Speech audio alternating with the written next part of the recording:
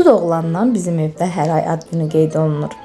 İlk ayından etibarən artıq 45-ci ayını tamam elədi və mən hər ay onun doğum gününü qeyd edirəm. Əlimdə imkan olsa, mən onun doğum gününü bəlkə də beynəlxalq bir bayram elətdirərəm. O dərəcə, yəni mənim üçün önəmlidir və yaşadığı hər günü bayram kimi, hər günü doğum günüymüş kimi qeyd edərəm.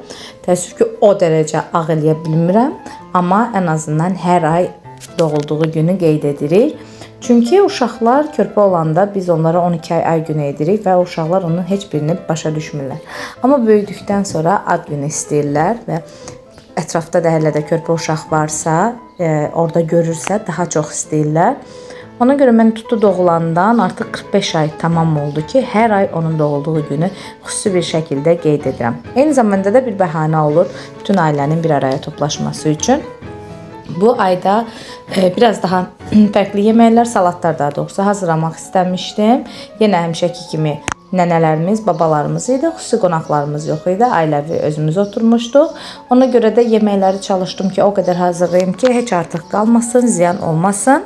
Salat olaraq yeni tapdığım, kəşf etdiyim lavaşlı salata hazırlamışdım. Çox dadlıydı. İlk dəfə hazırlayırdım və ürəyim getmişdi dadına. Çox möhtəşəm idi. Onu da qeyd edim ki, o salatı hazır lavaşla yox, börək üçün satılan çiğ lavaşla eləməyiniz daha yaxşı olar.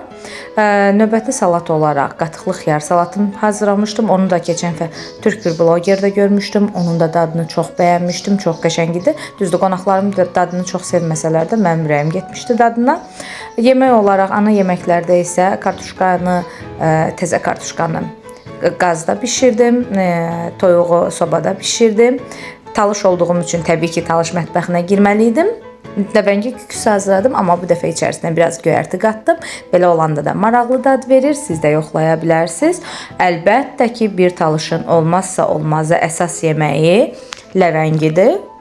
Bizim süfrədə nə olursa olsun ləvəngi mütləq olmalıdır. Ona görə də növbəti yeməyim olaraq toyuq ləvəngisini seçdim. Çox ağıllı özümə apararaq mən onu sobada, qrildə daha doğrusu bişirmək istədim. Heç kim də mənə demədi ki, bala, 1 saatda bişirdiyin toyuq qrildə necə qalacaq? Sonradan onu da keçirdib setkanın üzərində bişirdim və əlbəttə ki, olmazsa olmaz ana yeməyimiz sözsüz ki, aşdır. Aş mənim ən sevimli, ən favori yeməyimdir. Məncə Azərbaycan mətbəxinin də hətta bu arada şah yeməyi ki, şah plovumuz belə var ikən, ən şah yeməyimiz məncə aşdır. Yəni aşın o qədər çeşidləri var ki, belə bir yeməyə sahib olduğumuz üçün məncə milliyyətcə çox şanslıyıq. Və beləcə aşımı da hazırlayıram, aşımı da süzürəm. Qeyd edim ki, videoda gördüyünüz bütün yeməklərin hazırlama prosesini ayrı-ayrılıqda video olaraq paylaşmışam. İstəyən olarsa kanalıma daxil olaraq digər videolarıma da baxa bilər. Uşaqlarımızı sevək, uşaqlarımıza dəyər verək, onları qoruyaq. Çünki onlar bu dünyada yaşamaq haqqını ən çox, ən gözəl yaşamaq haqqına sahib olan varlıqlardılar. Bütün uşaqlarımız sağlam, xoşbəxt və gözəl böyüsünlər.